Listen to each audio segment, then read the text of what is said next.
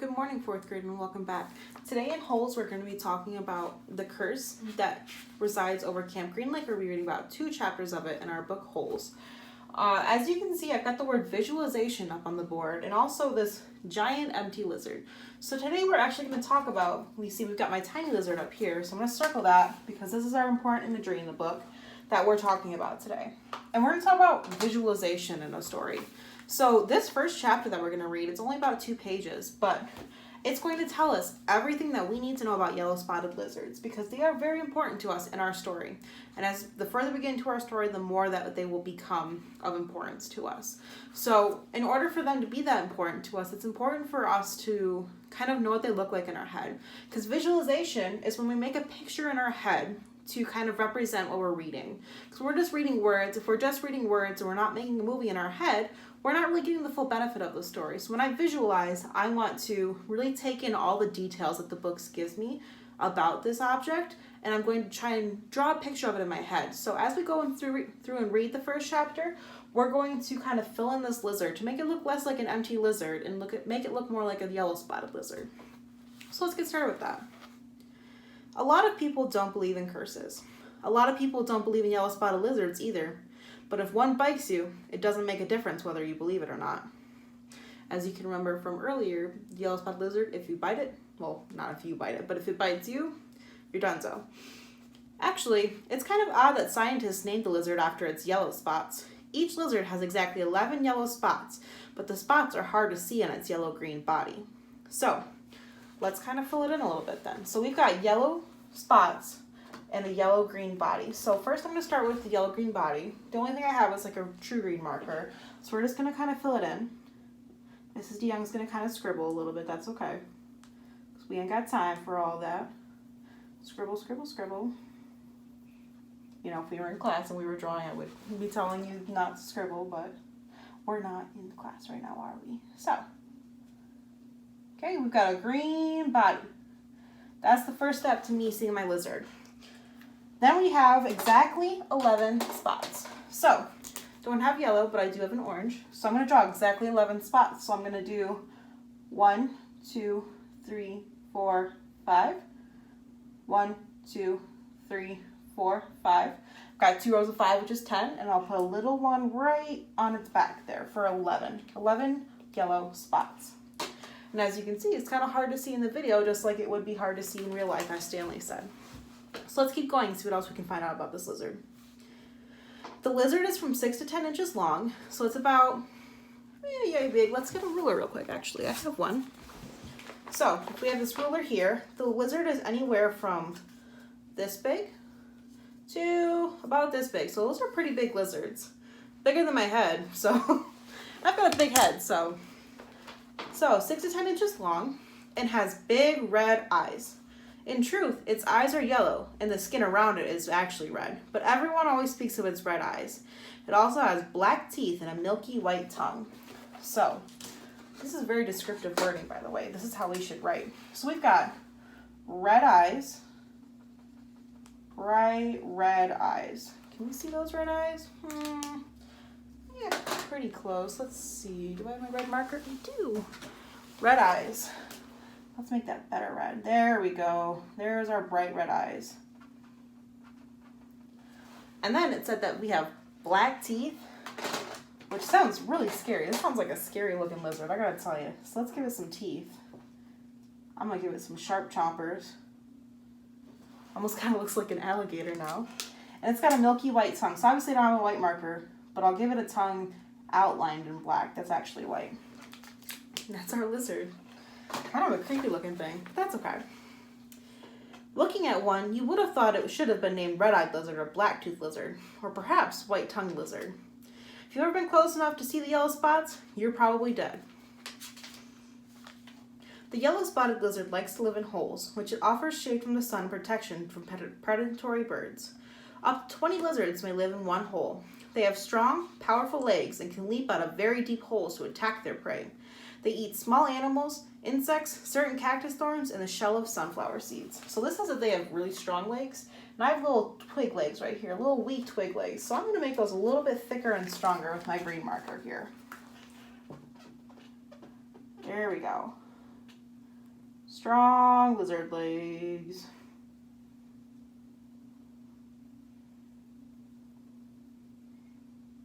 Perfect. Cool. Miss Young is not an artist, yet again. I will tell you that. Chapter 9. Well, let's talk about it first. So, now we've got this visualization down. We can kind of see that we wouldn't have really been able to picture this if we didn't use all of these clues given to us in the book. I would have kind of pictured a little teeny tiny gecko, maybe about this big, because that's how small like little geckos are, like if you go to Florida. But these lizards are like this big, and they've got red eyes and black teeth, which I've never seen an animal with black teeth and a white tongue. So just a crazy looking animal. Anyways, chapter 9. Stanley stood in the shower and let the cold water pour over his hot and sore body. It was 4 minutes of heaven. For the second day in a row, he didn't use soap. He was too tired. There was no roof over the shower building, and the walls were raised up 6 inches off the ground, except in the corners. There was no drain in the floor. The water ran out under the walls and evaporated quickly into the sun. He put on his clean set of orange clothes. He returned to his tent, put his dirty clothes in the crate, and got his pen and box of stationery, and headed back to the rec room. The sign on the door said rec room with a W. So instead of R-E-C, it's a W-R-E-C-K. Nearly everything in the room was broken. The TV, the pinball machine, the furniture. Even the people looked broken, with their worn-out bodies sprawled over the various couches and sofas. X-Ray and Armpit were playing pool. The surface of the table reminded Stanley of the surface of the lake. It was full of bumps and holes because so many people had carved their initials into the felt. There was a hole in the far wall an electric fan had been placed in front of. Cheap air conditioning. At least the fan worked. As Stanley made his way across the room, he tripped over an outstretched leg. "Hey, watch it," said an orange lump on the chair. "You watch it," muttered Stanley, too tired to care. "What did you say?" the lump demanded. "Nothing," said Stanley. The lump rose. He was almost as big as Stanley and a lot tougher. "You said something." He poked his fat finger in Stanley's neck. "What did you say?" A crowd quickly formed around them. "Be cool," said X-Ray. He put his hand on Stanley's shoulder. "You don't want to mess with the caveman," he warned. "The caveman's cool," said Armpit. "I'm not looking for trouble," Stanley said. "I'm just tired, that's all." The lump grunted. X-Ray and Armpit led Stanley over to a couch. Squid slid over to make room as Stanley sat down. "Did you see the caveman back there?" X-Ray asked. "The caveman's one tough dude," said Squid, and he lightly punched Stanley's arm. Stanley leaned back against the torn vinyl upholstery. Despite his shower, his body still radiated heat. "I wasn't trying to start anything," he said. The last thing he wanted to do after killing himself all day on the lake was to get in a fight with the boy called the Caveman. He was glad X-Ray and Armpit had come to his rescue. "Well, how'd you like your first hole?" asked Squid. Stanley groaned and the other boys laughed. "Well, the first hole's the hardest," Stanley said. "No way," said X-Ray. "The second hole's a lot harder. You're hurting before you even get started. If you think you're sore now, just wait till you see tomorrow wait and see how you feel tomorrow morning, right?" "That's right," said Squid. "Plus, the fun's gone," said X-Ray. "The fun?" said Stanley. "Don't lie to me," said X-Ray. "I bet you always wanted to dig a big hole, am I right? Am I right?" Stanley had never really thought about it before, but he knew better than to tell X-Ray he wasn't right. "Every kid in the world wants to dig a great big hole," said X-Ray. "To China, right?" "Right," said Stanley. "See what I mean?" said X-Ray. "That's what I'm saying. But now the fun's gone, and you still got to do it again and again and again. And again and again and again." "Camp fun and games," said Stanley. "What's in the box?" asked Squid. Stanley had forgotten he brought it. Paper. I was going to write a letter to my mother." "Your mother?" laughed Squid. "She'll worry if I don't." Squid scowled. Stanley looked around the room. This was the one place in camp where the boys could enjoy themselves. And what did they do? They wrecked it. The glass on the TV was smashed as if someone had put his foot through it. Every table and chair seemed to be missing at least one leg. Everything leaned. He waited to write the letter until after Squid had gotten up and joined the game of pool. "Dear Mom, today was my first day at camp, and I've already made some friends. We've been out on the lake all day, so I'm pretty tired. Once I pass the swimming test, I'll learn how to water ski. He stopped writing as he became aware that somebody was reading over his shoulder. He turned to see Zero standing behind the couch. "I don't want her to worry about me," he explained. Zero said nothing. He just stared at the letter with a serious, almost angry look on his face. Stanley slipped it back into the stationery box. Did the shoes have red X's on the back? Zero asked him. It took Stanley a moment, but then he realized Zero was asking about Clyde Livingston's shoes. Yes, they did, he said. He wondered how Zero knew that. Brand X was a popular brand of sneakers. Maybe Clyde Livingston had made a commercial for them. Zero stared at him for a moment, with the same intensity with which he'd been staring at the letter. Stanley poked his finger through a hole in the vinyl couch and pulled out some of the stuffing. He wasn't aware of what he was doing. Come on, caveman, dinner, said Armpit. You coming, caveman, said Squid. Stanley looked around to see that Armpit and Squid were talking to him. Sure, he said. He put the stationery back in the box, then got up and followed the boys out into the tables. The lump wasn't caveman. He was. He shrugged and left his left shoulder. It was better than a barf bag. Stanley had no trouble falling asleep, but morning came much too quickly. Every muscle and joint in his body ached as he tried to get out of bed. He didn't think it was possible, but his body hurt more than the day before. It wasn't just his arms and his back, but his legs, his ankles, his waist also hurt. The only thing that got him out of bed was knowing that every second he wasted meant he was 1 second closer to the rising of the sun. He hated the sun. He could barely lift his spoon during breakfast, and then he was out in the lake, his spoon replaced by a shovel. He found a crack in the ground and began his second hole. He stepped on the shovel blade and pushed on the very back of the shaft with the base of his thumb. This hurt less than trying to hold the shaft with his blistered fingers. As he dug, he was careful to dump the dirt far away from the hole. He needed to save the area around the hole for when the hole was much deeper. He didn't know if he'd ever get that far. X-Ray was right. As long as the sun wasn't out yet, he removed his cap and used it to protect his hands. Once the sun rose, he would have put it back on his head. His neck and forehead had been badly burned the day before. He took it one shovelful at a time and tried not to think of the awesome task that lay ahead of him. Awesome in this case doesn't mean a good thing. Awesome means just like big and grand, but not in a good way today. After an hour or so, his sore muscles seemed to loosen up a bit. He grunted as he tried to stick his shovel into the dirt. His cap slipped out from under his fingers and his shovel fell free. He let it lie there. He took a drink from his canteen. He guessed that the water truck should be coming soon, but he didn't finish all the water, just in case he was wrong. He'd learned to wait until he saw the truck before drinking the last drop. The sun wasn't up yet, but its rays arced over the horizon and brought light to the sky.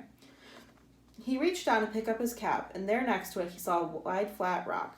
As he put his cap on his head, he continued to look down at the rock. He picked it up. He thought he could see the shape of a fish fossilized in it. He rubbed off some dirt, and the outline of the fish became clear. The sun peeked over the horizon, and he could actually see tiny lines where every one of the fish's bones had been. He looked at the barren land all around him. True, everyone referred to this area as the lake, but it was still hard to believe that this dry wasteland was full of water. Then he remembered Mr. Sir and Mr. Pendanski had both said if he dug up anything interesting, he should report it to one of them. If the warden liked it, he would get the rest of the day off. He looked back down at his fish. He found his miracle. He continued to dig, though very slowly, as he waited for the water truck. He didn't want to bring attention to his find, afraid that one of the other boys might try to take it from him. He tossed the rock face down beside his dirt pile, as if it had no special value. A short while later, he saw the cloud of dirt heading across the lake. The truck stopped and the boys lined up. They'd always lined up in the same order, Stanley realized, no matter how fast they were or who got there first. X-Ray was always at the front of the line. Then came Armpit, Squid, Zigzag, Magnet, and Zero. Stanley got in line behind Zero. He was glad to be at the back, so no one would notice the fossil. His pants had a very large pocket, but the rock still made a bulge. Mr. Pendanski filled each boy's canteen until Stanley was the only one left. I found something, Stanley said, taking it out of his pocket. Mr. Pendanski reached for Stanley's canteen, but Stanley handed it back, the rock instead. What's this? It's a fossil, said Stanley. See the fish? Mr. Pendanski looked at it again. See, you can even see all its little bones, said Stanley. Interesting, said Mr. Pendanski. Let me have your canteen. Stanley handed it to him. Mr. Pendanski filled it, then returned it. So do I get the rest of the day off? What for? You know, you said if I found something interesting, the warden would give me the day off. Mr. Pendanski laughed as he gave the fossil back to Stanley. Sorry, Stanley, the warden isn't interested in fossils. Let me see that, said Magnet, taking the rock from Stanley. Stanley continued to stare at Mr. Pendanski. Hey, Zig, dig this rock. Cool, said Zigzag. Stanley saw his fossil being passed around. I don't see nothing, said X-Ray. He took off his glasses, wiped them on his dirty clothes, and put them back on. See? Look at the little fishy, said Armpit. And that's the end. of this chapter. So, we are all done for today, and I will see you guys tomorrow. We will find out more about how Stanley feels about the fact that he found something interesting like Mr. Banansky told him to, and he still wasn't let to go home early. So, have a good day.